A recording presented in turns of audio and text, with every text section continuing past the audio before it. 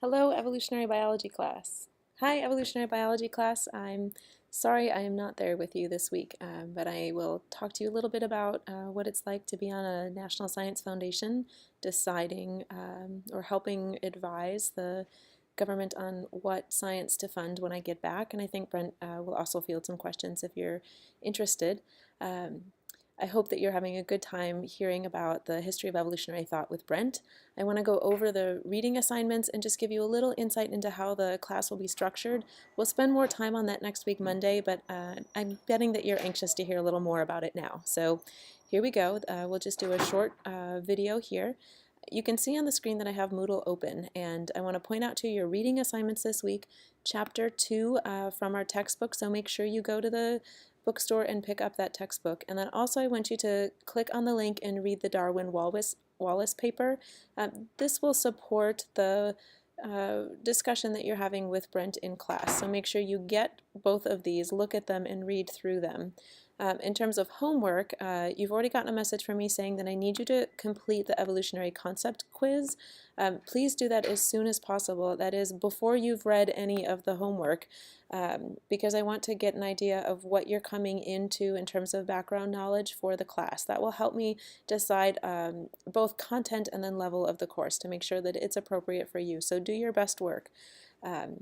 Next, you have another assignment here, and that is to fill out the Team Assignments Excel spreadsheet. Okay, that's right here, Team Formation Questionnaire.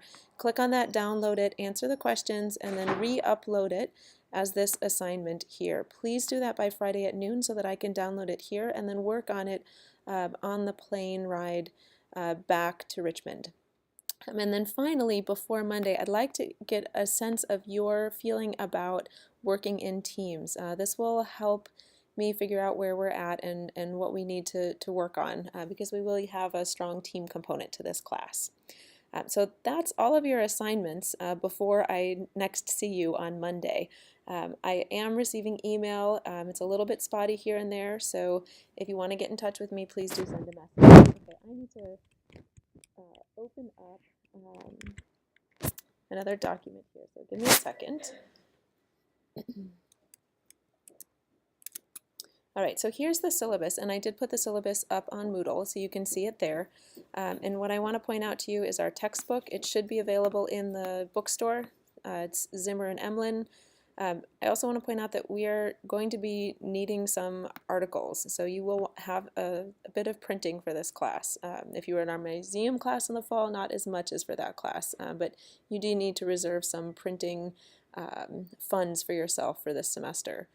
And then I want to tell you a little bit about where I'm hoping we're going to go with this class. I thought a lot about my dream for you guys, and I'm hoping that I will change your worldview through this class, that you will look at the world and see the imprint of evolution on every system that you come into contact with, and you will think about it from sequences up to cellular, organismal, population level types of mechanisms.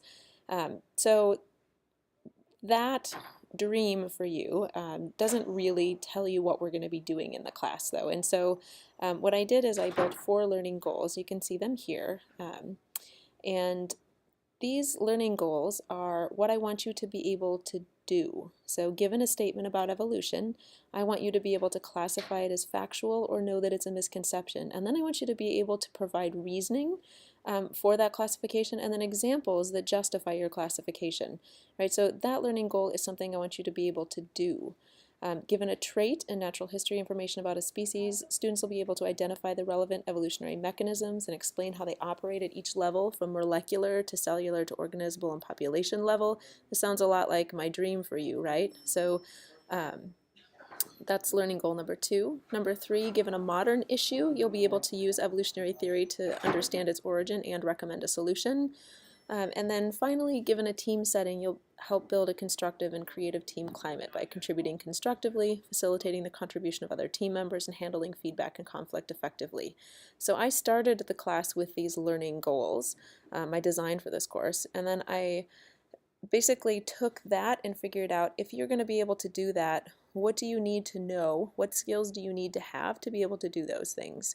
And so I developed how you're going to be exposed to these new ideas, how you're going to exercise that knowledge so that you can build the skills, and then how we're going to check your progress at every step before you get to a final evaluation where you have to perform one of these learning goals.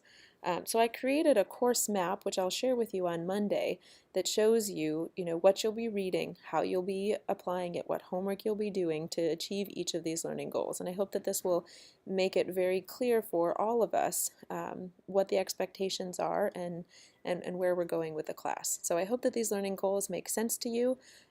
Please let me know. We will talk about this in class, but let me know if there's any confusion there.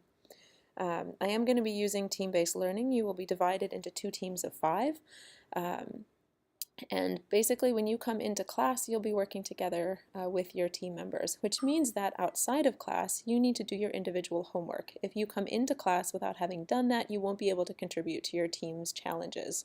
So in this class, I will ask you to read something, and I will tell you that when you read it, I need you to answer certain questions. When you answer those questions, you need to write them down. Write your answers down. You need to come into class with good notes from what you did outside of class, because sometimes I will say, okay, close your textbook, just use your notes, answer this question in your team, and it will be not the answer. It won't just be an answer for what you were supposed to answer outside of class. It will be from your answers outside of class, pick the most important one and justify it. And then as a team, you'll have to decide on that and put it up on your board.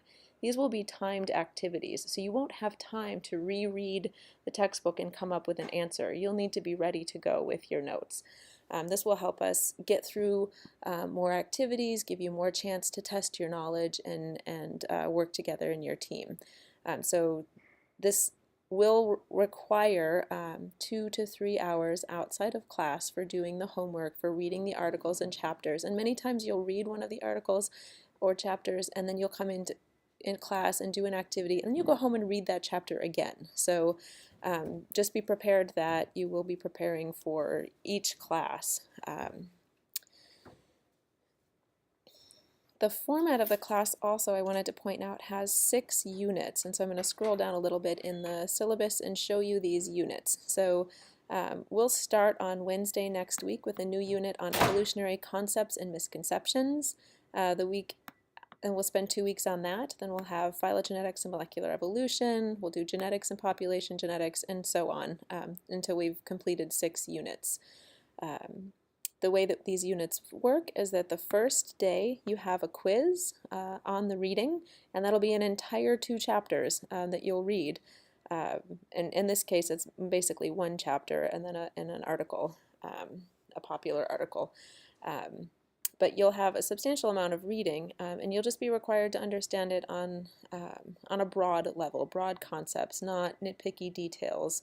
And you'll take that as an individual, and then you'll put that away and you'll take that test again as a team, and then you will discuss the answers and come to consensus about the best answer for your team. Our lab periods, you'll have time sometimes to work in your teams on your on papers that will be due or projects that will be due. You'll also have sometimes an assessment where you're using the information and using some of the skills that you've developed and testing yourself to see how you're doing. We'll be working on case studies, but in general, all of the classes will be hands-on activities, challenges, not just the labs on Fridays. We're not meeting on Friday this week, but we are meeting on Friday pretty much the rest of the semester. Let's take a quick look and see if there's anything else I want to go over. For communication, we'll be doing a lot of email and a lot of communication on Moodle, so you need to be very very attentive to that.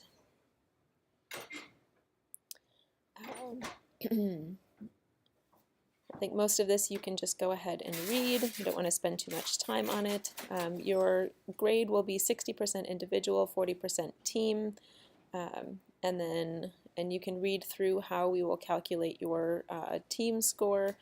You'll get a total for your team score, and then the amount of those points that you receive will be based on an evaluation from each of your peers in your team. So if you come to class prepared every time, you contribute to your team, you help create foster a good team environment, you will get 100% of the points. Each person in the team will say that you deserve that percentage.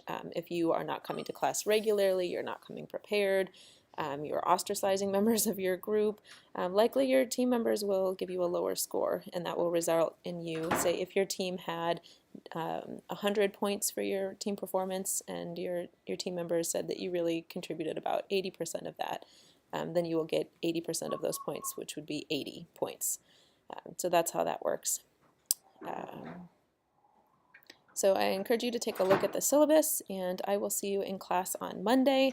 I'm really looking forward to working with you guys this semester. Please feel free to email me whenever you need.